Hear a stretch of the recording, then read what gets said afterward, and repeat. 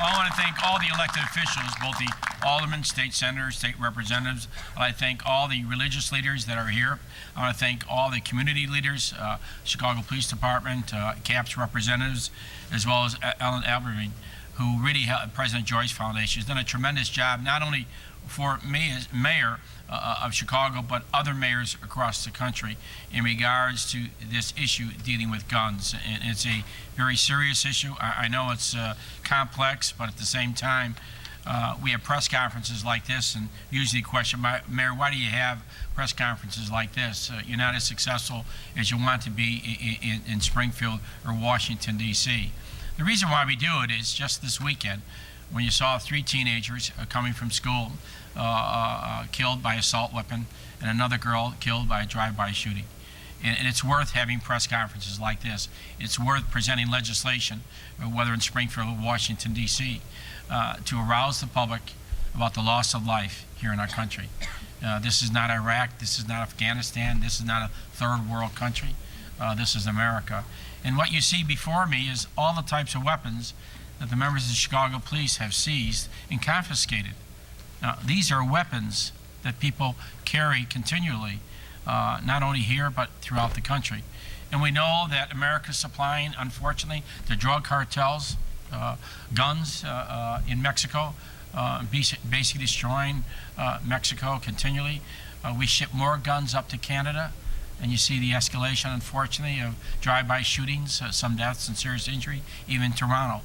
And so we should not be proud of what we really produce. That's why today we always extend our condolences to family members. And see that when people say we don't have heroes in our life, there are family members here who have lost a loved one.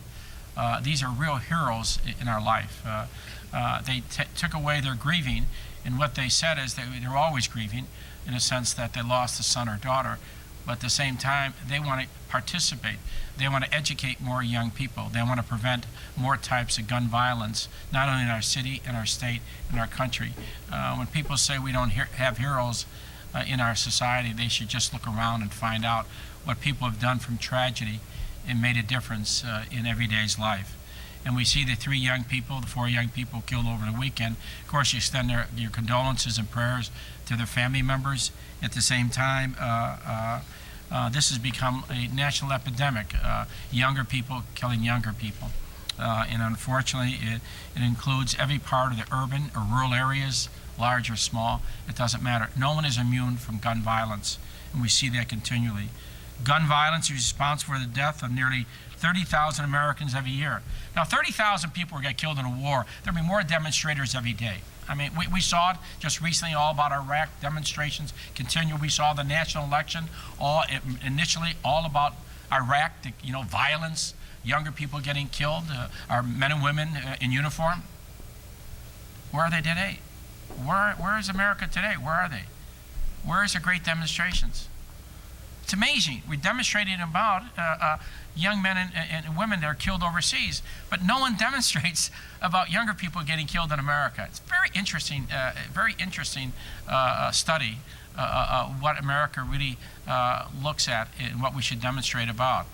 And continue, you'll see more demonstrations about maybe Afghanistan.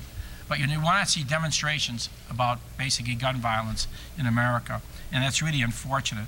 The most recent federal statistics are in 2005. 8 young people aged 19 and under were killed a day by a firearm in the United States. Here in Chicago, for many years, we have worked together with community groups, religious, business groups, non-for-profits, to flow of guns into society. Now, this is not a problem for Chicago Police Department. They're shipped over. If someone takes a gun from one state to the other state, that's called interstate. We don't have any control over this. It's called the federal government. It's like narcotics bringing in from a foreign country into here and lands in Chicago. Same thing with guns, shipped from one state to another. It's called interstate, and that's basically federal jurisdiction. It simply is that. But there's been always silence for far too many years on the federal level because it's a political question. They're afraid to attack the flow of drugs. They're afraid to attack the flow of guns in our society. And they say local police should do this. And continually, that's always their answer. And unfortunately, it is not the correct answer. they should take as much responsibility for the flow of guns and drugs into America than anyone else. That's their primary role. And thousands of Chicagoans every day continue different rallies, and we have different rallies. We had one last Saturday at Brunson School in the 29th Ward on the west side of the city of Chicago, to see a couple hundred people there in the morning concerned about their child going to and from school, and as well as any violence in the community. With the broad support of the Chicago Police Department, you have to really give them great credit to Chicago police officers, how they seize thousands of guns, good police work. And that's what you want. You want good police work.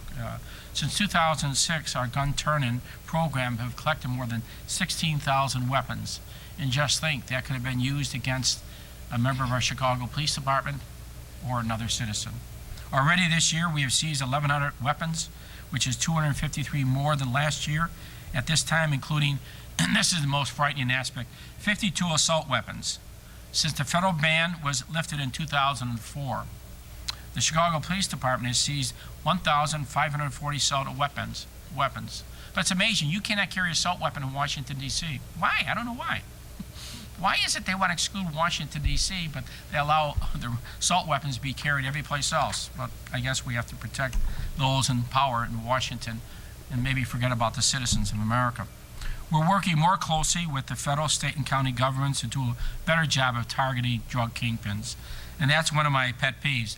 How can someone accumulate money every week, every month, have 3 or 4 homes, drive the best cars, have the best nail shops, a lot of other things, the best girls, all the jewelry, and no one says anything? He can go to all the gambling halls and wager as much money as you want. But I'll tell you one thing, someone takes $100, could be a Chicago policeman or anybody else, the feds are right there knocking on your door, but they cannot find the person who's accumulating all the money. It's amazing. Only in America we can't find them. We cannot find these people, the feds tell us. We don't know who they are. And unfortunately, the public realizes that. They think it's corrupt. I mean, the public really believes that if you can't find the people who are taking all the money, we can chase all the kids around the corner. But who's taking the money? If the IRS can't find them, they can find Barry Bonds and Michael Vick, but they can't find a drug dealer. I think you come right here to the Chicago Police Department, they'll give them names, they'll go right down to the IRS and say, here they are. These are supposedly citizens paying their taxes. And you talk about a system, and the public knows that, really. They know that, and they understand that. And they know the federal government doesn't go after them. Truthfully, I really believe that, because the IRS doesn't step up to the plate.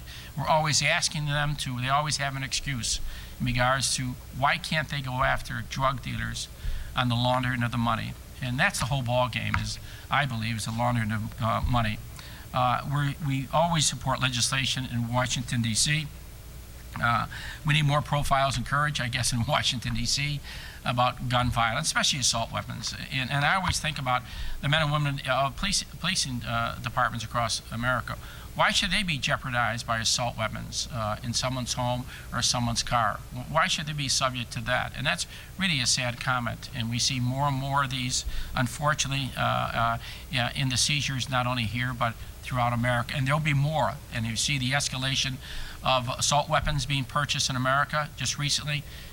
The sales are unbelievable, they said, and they have back orders, unfortunately. The survey research conducted by the Brady Campaign to Prevent Gun Violence shows that Americans of all backgrounds and from all parts of the nation support reasonable common sense gun laws. And we always say common sense gun laws, and they really want this. But that's why we're here this morning, working with people across Illinois, that we must redouble our efforts to protect our neighborhoods and our children from gun violence, and to work to enact reasonable gun laws in the state and federal levels. As we move forward, let's remember several things. Guns are involved in the majority of homicides and violent crimes that are committed in Chicago and America. Majority of homicides in our city are committed by gangs using guns, probably against other gang members. Our children and students are too often the victims of gun crimes, and you see that far too often. Innocent children being killed in their homes, on their streets, before or after school hours. Illegal guns flow into our country, into our city, for many reasons. regulations of gun dealers, gun trafficking, which is a major problem in America, but we don't admit it, because our laws are too lenient when it comes to people being able to buy large number of guns at one time and basically they sell them. That's what they do. Today we are here to talk about our legislative proposals to end the flow of illegal guns in Chicago. We cannot do so, however, without understanding the Supreme Court's ruling issued in June last year. The case marked the first time in more than 70 years the court has addressed the Second Amendment. Guns are illegal in Chicago. Our view remains that the ruling applied specifically to Washington, D.C., and did not affect the legality of Chicago's long-time ban on guns. In December, the U.S. District Court in Chicago affirmed our position. That was good news. Importantly, the Supreme Court ruling did not interfere with long-established precedent that cities and states have the right to enact laws that reasonably affect its ownership and possession of weapons. We believe the Supreme Court ruling on the D.C. case affirms our long-standing effort to seek passage of common-sense gun laws. And that's why today, joined by legislators, faith-based community leaders, family members, we're announcing the gun legislation that we will present in the 2009 legislative session in Springfield, and I will pursue also in Washington, D.C. In Springfield, our legislative package includes that would license, first of all, gun dealers. Everybody else has to be licensed in the state of Illinois. We should basically license gun dealers. Limit gun purchase to one a month. Close a private sale loophole by requiring all private sales of handguns to undergo a background check by a federally licensed firearms dealer. This is where straw purchasers come in, basically selling handguns in our communities. Pass a statewide ban on assault weapons. No one goes hunting with assault weapons in the state of Illinois. It does not happen. Increase penalties for shooting students and others in and around schools, in and around public transportation areas. Create an anti-gun trafficking task force and call other states in the Midwest to do the same, because they're moving from one state to another, and that's really federal law and federal violation.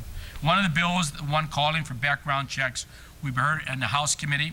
Tomorrow, it's our first bill to be considered this session. We feel we have a good chance at passing. Last year it failed by only 2 votes. Also want to my strong opposition to the so-called concealed carry legislation, which already has been approved by a House committee this session. Truthfully, we don't need more guns in our streets, in our homes today. We need fewer.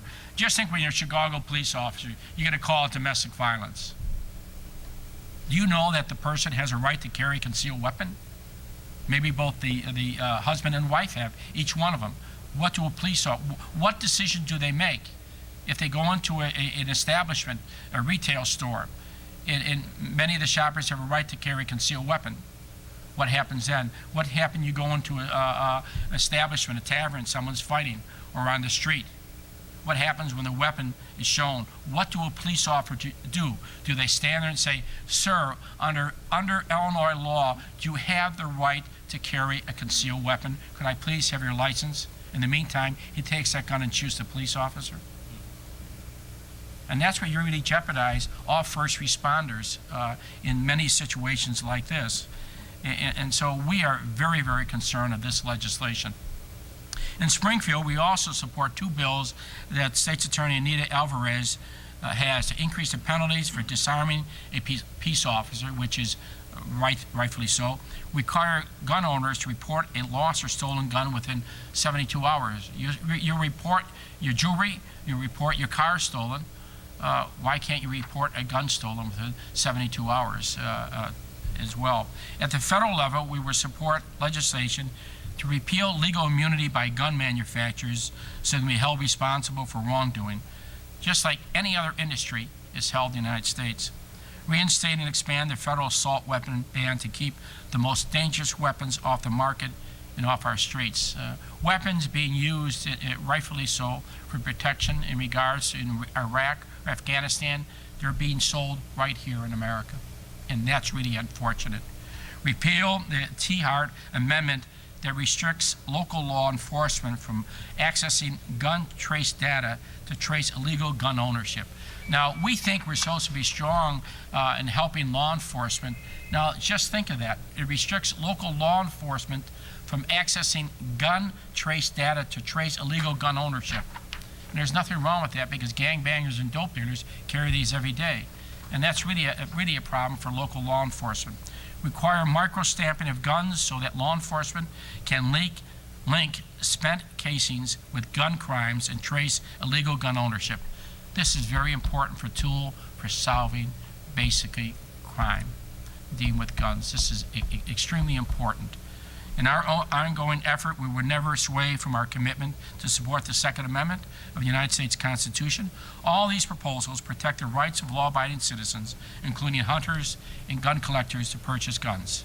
But does anyone really believe that the founders of our nation envisioned that illegal weapons would flood our streets, be used to kill our children day by day? Of course not. I know some wonder why all of us are here today to continue to pursue the passage of legislation both in Springfield and Washington, D.C., because I firmly believe this is the right thing to do.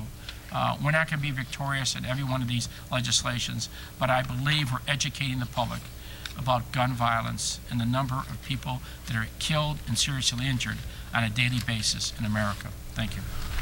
On behalf of not only Purpose Over Pain, but also parents who have lost their children to gun violence, I'd like to thank the mayor's office for giving us this opportunity to take part in this war against gun violence. You know, a lot of times people say, you know, it involves getting involved with people's rights and civil rights, but what about the rights of our children? This year I celebrated my son's 21st birthday at the cemetery with my wife. That's not where I should have been celebrating. You know, things such as looking forward to having grandchildren for me is gone. Those type of things. And why? Due to senseless acts of gun violence. I'm looking at these guns here on the table. I mean, does it make sense that a person could be able to get more than 12 guns a year? That's just common sense.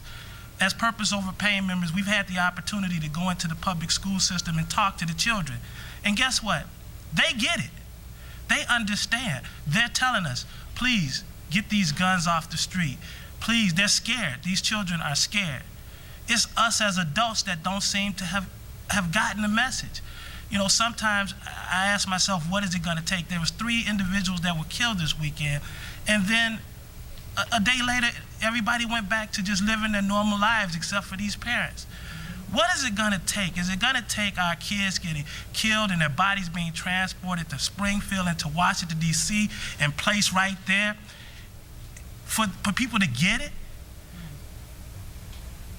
I just don't understand it. Our kids had civil rights. They had the right to pursue happiness. But guess what? They were killed coming out of church. They were killed riding a bus. They were killed getting dressed for school. Just the simple things that every American has the right to do. Nobody talks about that. You know, it happens, we report it on the news, and then, you know, I don't know, maybe people have gotten disheartened, I don't know. But as parents who have lost their loved one to gun violence, we're in this fight forever. We're gonna do whatever it takes to enact these common sense gun laws. If it means going to Springfield, that's fine. We have lost the most valuable things in our lives. So at this point, we are willing to do whatever it takes. I mean, you don't want to be here. And at the rate things are going, and I've said this before, more and more parents are being put into this situation for no reason at all. Who needs more than 12 guns in 1 year? Look at these guns. These are machine guns. You would just say common sense. We can work together with our colleagues downstate. They have to realize this is not just a Chicago problem. It may be a Chicago problem today, but tomorrow it'll be your problem. Don't wait. Let's work together. Media, let's get the word out. Let's get the word out. Let's educate the kids. Let's educate our communities on just common sense. Things that just make sense. It's not that hard. Thank you for this opportunity, Mayor. And again, for all the parents who have lost their children to gun violence, I'm speaking for you. That's all I got to say.